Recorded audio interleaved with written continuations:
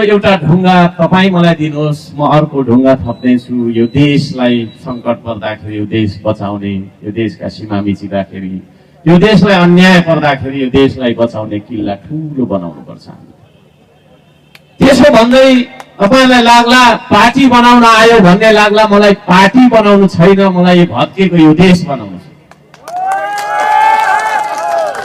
तपाईँ मलाई साथ दिनुहुन्छ? हो, भत्केको यो देश बनाउनका लागि हामी निस्केका छौँ।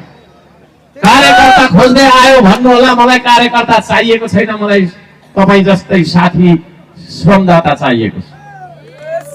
म पार्टी बनाउनु होइन, भत्केको यो देश चाहिँ बनाउन निस्केको हो म।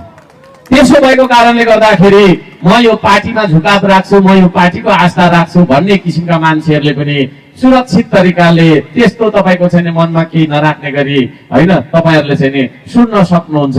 हामी कसैलाई दोष नआएका होइनौँ यहाँ, तर केही राष्ट्रघातका कुरा, केही देशद्रोहका कुराहरूको विरुद्धमा बोल्छौँ हामी।